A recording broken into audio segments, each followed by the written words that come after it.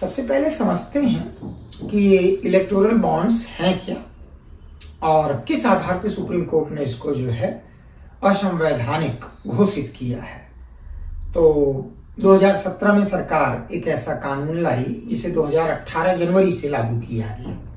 कहा गया कि कोई भी व्यक्ति हो या जो कोई कंपनी हो, पॉलिटिकल पार्टी इसको चंदा दे सकती है इलेक्टोरल बॉन्ड्स के थ्रू।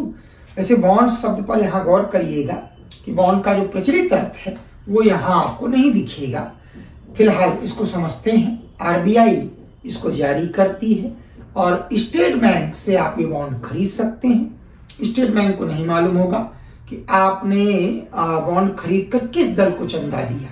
ये जानकारी कारपोरेट मिनिस्ट्री के पास रहेगी और इस तरीके से सरकार की जानकारी में रहेगा कि किस व्यक्ति ने किस पॉलिटिकल पार्टी को चंदा दिया। कुछ शर्तें हैं, जैसे 10,000, 1,000 रुपए, उसी प्रकार से 10 लाख रुपए, 1 लाख रुपए और 1 करोड़ रुपए, इतने के बॉन्ड इतनी कैटेगरीज में जारी होते हैं।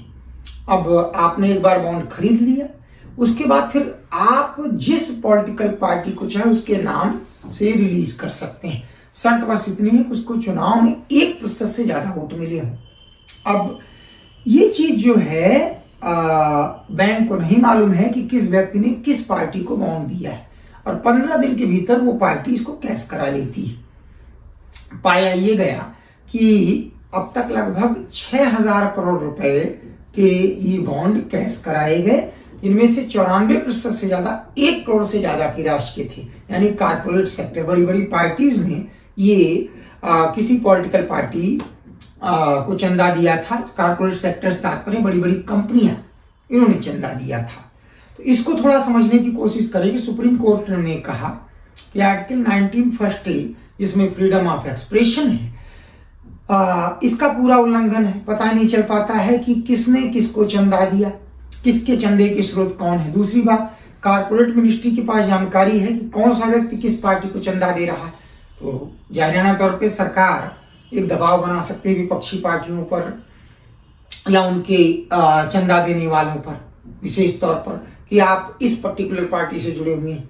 और अगली चीज, सरकार जो है वो ये जानती है कि चूंकि पूरी जानकारी उसके पास है तो इसके दुरुपयोग की संभावनाएं हो सकती हैं। इसलिए स्वतंत्र और निष्पक्ष चुनाव के नियम के विरुद्ध भी है। इसलिए सुप्रीम कोर्ट ने इन सब चीजों पर आपत्ति की।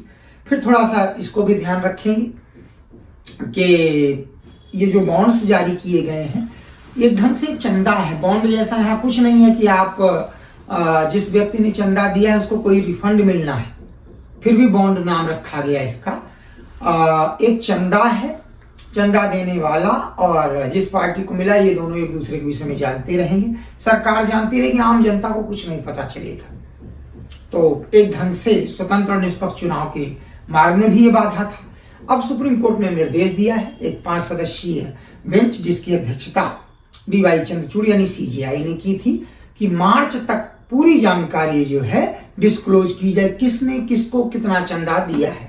वैसे ज्यादातर संभावनाएं हमेशा यही रहती हैं कि भाई 6,000 करोड़ रुपए जैसी बड़ी रकम है तो जो पार्टी रूलिंग पार्टी है, चाहे वो राज्यों की रूलिंग पार्टी हो चाहे केंद्र में रूलिंग पार्टी हो, फायदा उनको ज्यादा मिला है। अब देखते हैं कि इसके बाद इसका क्या असर होता है, क्योंकि बड़ी सीधी सी बात है कि पिछले 5 वर्षों से ये प्रक्रिया, बॉन्ड साल भर में 2 बार जारी किए जाते। कभी अक्टूबर में 11वीं बार ये बॉन्ड जारी किए गए थे। उस समय तो ज्यादा लोगों ने रुचि नहीं दिखाई थी, लेकिन जब से ये 2024 शुरू हुआ है, चुनावी मौसम आया है, तब से अच्छी खासी मात्रा में बॉन्ड खरीदे गए हैं और पार्टीज को दिए गए। अब देखते हैं कि ये कैसे पता चलता है कि किसको कितना पैसा मिला, किस पॉलिटिकल पार्टी को किस कारपोरेट सेक्टर से पैसा ज्यादा मिला, क्योंकि 94% पैसा वो 1 करोड़ रुपए से ज्यादा का अमाउंट में दिया गया है। एक चीज इसमें और रही है, शेल कंपनी यानी फर्जी कंपनियों के द्वारा भी पैसा दिया जा सकता था। तो इस तरीके से कितना अंदर अंदर गोलमाल हुआ है। अब ये चीज मार्च तक सामने आएगी, तब तक हम इसका इंतजार करेंगे। धन्यवाद।